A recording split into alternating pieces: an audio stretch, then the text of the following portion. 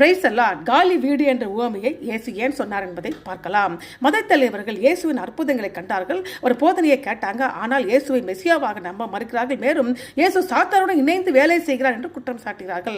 அவர்களுக்கு இயேசு மத்தேயு 12ஆம் அதிகாரத்தில் காலியான வீடு என்ற உவமையை சொன்னார். இந்த உவமையில் அசுத்தாவி ஒரு மனுஷனை விட்டு புறப்பட்ட போது வறண்ட இடங்களை அலைந்து இலைப்பாறுதல் தேடும் கண்டறியாமல் தன் விட்டு வந்த தன் வீட்டுக்கு திரும்பி போவேன் என்று சொல்லி அங்கே வந்து அந்த வீடு வெறுமையாகவும் பெருக்கி ஜோடிக்கப்பட்டதாக இருக்கிறதை கண்டு திரும்பி போய் தண்ணீரும் பொல்லாத வேறு 7 ஆவிகளை தன்னோடு கூட்டிக் கொண்டு வந்து உட்புகுந்து அங்கே குடியிருக்கும். அப்பொழுது அந்த மனுஷனுடைய முன்னிலைமையும் அவன் பின்னிலையுமே அதிக கெடுதலாக இருக்கும். அப்படியே இந்த பொல்லாத சந்ததியாருக்கும் சம்பவிக்கும் என்று இயேசு இந்த உவமையில சொல்றாரு. இந்த உவமையில் ஒரு நபர் தனது வாழ்க்கையை சுத்திகரித்து கடந்த கால பாவத்திலிருந்து விடுவிக்கப்பட்டார்.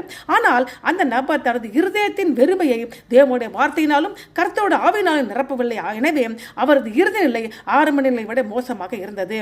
தீமை அமைதியாக மட்டும் வெளியேறதில்லை, அது திரும்பி வர காத்திருக்கிறது. ஒரு விடுவிக்கப்பட்ட நபர் இருதயத்தில் பரிசுத்தாவி நிரப்பது இல்லாமல் இருந்தால் அவர் கடந்த கால பாவத்திற்கும் தீய நடக்கைக்கும் மீண்டும் அடிமையாவாங்க.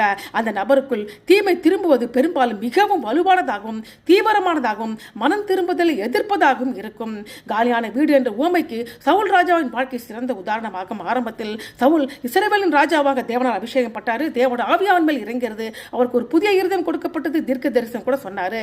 சவுலின் இந்த வாழ்க்கை இந்த நிலை ஆரம்ப ஆவிக்குரிய திருப்பு முனைக்கு ஒத்ததாகும். இது முதலில் வீடு சுத்தம் செய்யப்படுவது போன்றது. சவுல் ராஜா தேவனுடைய நேரடியான கட்டளைக்கு கீழ்ப்படியவில்லை. ஆகவே கர்த்தர் அவனை ஒரு ராஜாவாக இருக்கிறார். அப்போது கர்த்தருடைய ஆவி சவுல் ராஜாவை விட்டு நீங்கிற்று. ஒரு பொல்லாத ஆவி அவனை வாதம் செய்தது. சவுலின் வாழ்க்கையில் இந்த நிலை பெருக்கப்பட்ட வீட்டை போன்றது. ஆனால் காலியாத் விடப்பட்டது. பின்னர் 7 மோசமான தீய ஆவிகள் வீட்டுக்குள் நுழைந்தன.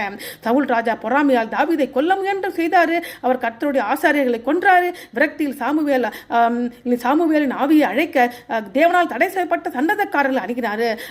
அவரது இறுதி நாட்கள் பயம், இருள் மற்றும் தோல்வி நிறைந்ததாக இருந்தது. அவர் பெலிஸ்தியரால் சிரசேயம் செய்யப்பட்டார். அவரது இறந்த உடல் பல நாட்கள் அடக்கம் செய்யப்படாமல் விடப்பட்டது. சவுல் ராஜாவின் முடிவு அவருடைய ஆரம்பத்தை விட மிக மிக மோசமாக இருந்தது.